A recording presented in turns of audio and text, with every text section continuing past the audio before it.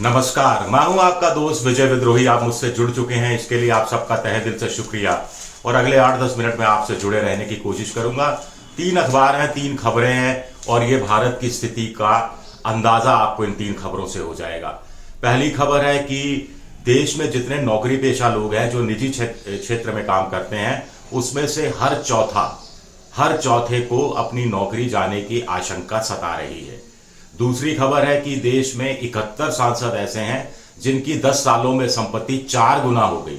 यानी हर चौथे को नौकरी जाने की आशंका से वो डर सता रहा है और सांसदों की जो संपत्ति है वो 4 गुना हो रही है।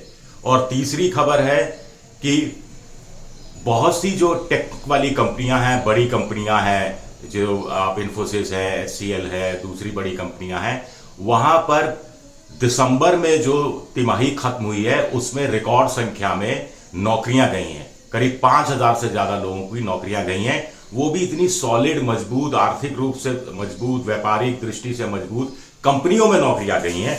जिसमें इकोनॉमिक टाइम्स की खबर है, जिसमें विप्रो है, इन्फोसिस है, TCS है, HCL टेक है, LTI माइंट्री है, LTTS है और टेकएम है। तो यह हालत है। कुल मिलाकर 6,844 लोगों की नौकरियां वित्तीय वर्ष 2022-23 के तीसरी तिमाही में गई है। तो शुरुआत कहां से करें? इसके साथ एक छोटी खबर और भी है कि पहले जब लोगों को नौकरी से निकाला जाता था वो अपमानित सा फील करते थे, चुप हो जाते थे, किसी को बताते नहीं थे। लेकिन अब वो खुलकर बताने लगे हैं, खुलकर इजहार करने लगे हैं। और इसके लिए भारतीय प्रोफेशनलों ने तो एक ऐप भी बना दिया है।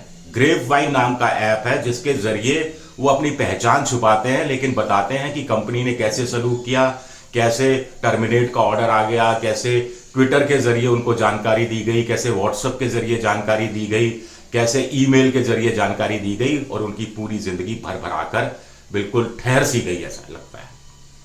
अब सवाल उठता है कि चुनाव में इसका कोई असर क्यों नहीं पड़ता, या फिर देश का चौकीदार क्या कर रहा है? कम से कम देश का चौकीदार उन 71 सांसदों को लेकर क्या कर रहा है? 2009 से लेकर 2019 के बीच 71 सांसदों की संपत्ति 6 करोड़ से बढ़कर करीब 24 करोड़ हो गई, 23 करोड़ 75 लाख हो गई, यानी 4 गुना बढ़ गई। वो तो अच्छा हुआ कोविड आ गया, जो संपत्ति 2014 से 2019 के बीच सिर्फ 6 करोड़ बढ़ी। नहीं तो उसके पहले 5 साल में 2009 से लेकर 2014 के बीच में ही इन माननीय सांसदों की संपत्ति 6 करोड़ से बढ़कर 17 करोड़ के आसपास हो गई थी। यानी कुल मिलाकर 286% का जंप, 286% का जंप। पूरी सरकारी नौकरी, पूरी गैर सरकारी नौकरी में आप गिरा देते हैं, कभी मिला है आपको? 8%, 6%, 10%, 12%, इतना बड़ा जंप मिला है? ये एक बड़ा सवाल उठता है। देखिए, मुझे भी खांसी आ गई खबर बताते बताते।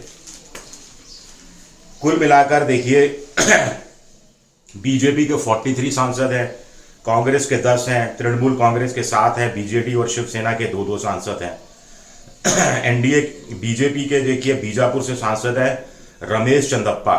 इनकी जो संपत्ति है वो 1.18 करोड़ थी 2009 में। 2009 में सिर्फ 1.18 करोड़ थी। 2014 में ये बढ़कर करीब 9 करोड़ हो गई और 2019 में बढ़कर 50 करोड़ हो गई। आखिर भाई ऐसा क्या काम करते हैं जो संपत्ति ऐसी बढ़ रही है? हरसिमरत कौर, अकाली दल की नेता, प्रकाश सिंह बादल की पुत्रवधू, इनकी संपत्ति 157 करोड़ बढ़ गई। सुप्रिया सूले, शरद पवार की बिटिया, 89 करोड़ बढ़ गई। बीजेडी के पिनाकी मिश्रा, इनकी संपत्ति 87 करोड़ बढ़ गई। तो साहब, इन लोगों का तो बड़ा कुछ करना चाहिए। इनको इंडियन इंस्टीट्यूट ऑफ मैनेजमेंट में प्रोफेसर बना देना चाहिए सांसद होने के साथ साथ, या फिर इनको रोजगार केंद्रों में बैठाना चाहिए कि ये लोगों को बताएं, या फिर एसोचैम, फिक्की, CII जैसी जो व्यावसायिक उद्योगपतियों की संस्थाएं हैं उनका अध्यक्ष बना देना चाहिए ताकि वो उद्योगपतियों को बताएं। या इनको स्किल डेवलपमेंट में या जो स्टार्टअप शुरू करते हैं युवा, उनका जिम्मेदारी देनी चाहिए कि ये सुझाव दें, अपनी जिंदगी के हिसाब से बताएं कि देखिए मेरी संपत्ति 4 गुना बढ़ सकती है तो आप लोगों की संपत्ति क्यों नहीं बढ़ सकती। बेकार में इनको जाया किया जा रहा है 71 सांसदों को। और प्रधानमंत्री जी भी कमाल करते हैं, इतने नए नए आइडिया लेकर आते हैं और उनके इतने होनहार लोग हैं, अलग अलग पार्टियों के हैं। इससे राष्ट्रीय एकता का भी संदेश जाएगा, सभी पार्टियों के बीच में सामंजस्य का भी संदेश जाएगा और देश का बताइए कितना भला होगा।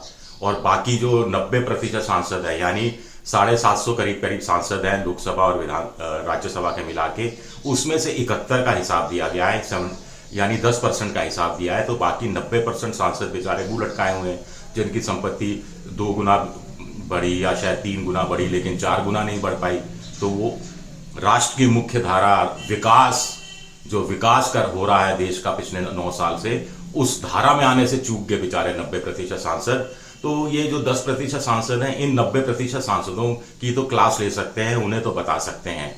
नया संसद भवन में जगह भी बहुत ज्यादा है, अलग से एक चाहे तो उनको कमरा भी दिया जा सकता है जिसमें ये बातें कर सकते हैं।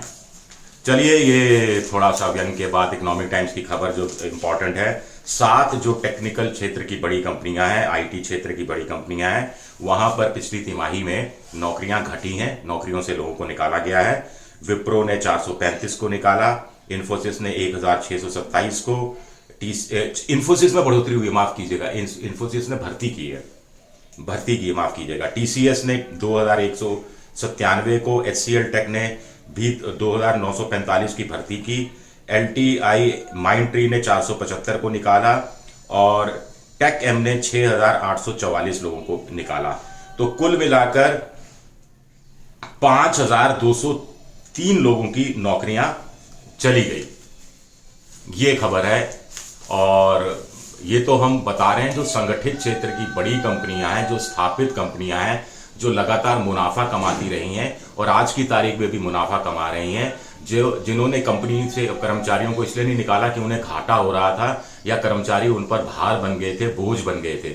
उन्हें लगा कि नहीं, ट्रिम करना जरूरी है, आगे कंपनी का विस्तार करना है तो थोड़ा कंजूसी बरतनी जरूरी है, इसलिए निकाला गया। तो बेचारे जो असंगठित क्षेत्र में है, जिसके लिए कहा जा रहा है कि देश में कुछ लोग कह रहे हैं 28 करोड़, कुछ लोग कह रहे हैं 40 करोड़ लोगों ने तो नौकरी के लिए अप्लाई करना बंद कर दिया है।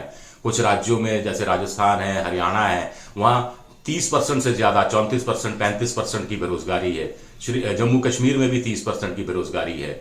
उत्तर प्रदेश में भी 30% के आसपास की बेरोजगारी है, 25 और 30% के बीच में। तो इतनी बड़ी संख्या में लोग हैं, महिलाएं बड़ी संख्या में बेरोजगार हैं। होता क्या है कि जो घर के चूल्हे चौके के लिए लकड़ी बीनने खेत में जाती है या खेत में पति की मदद करने जाती है, उसको भी नौकरी पेशा महिला मान लिया जाता है और ऐसे कह के आंकड़ों की खाना पूर्ति हिंदुस्तान में कर दी जाती है। तो एक खबर ये, और तीसरी खबर जो आपको इंटरेस्टिंग लगेगी, टाइम्स ऑफ इंडिया की खबर है। थोड़ा सा बता दूं कि एक ग्रेपवाइन ऐप निकला है, ये कम्युनिटी ऐप है इंडियन प्रोफेशनल्स का। इसमें ये इंडियन प्रोफेशनल जिनकी नौकरियां जा रही हैं या जिनकी नौकरियां नहीं गई लेकिन त्रस्त हैं, वो अपने दुख का इजहार कर रहे हैं, बता रहे हैं कि किस दौर से गुजर रहे हैं।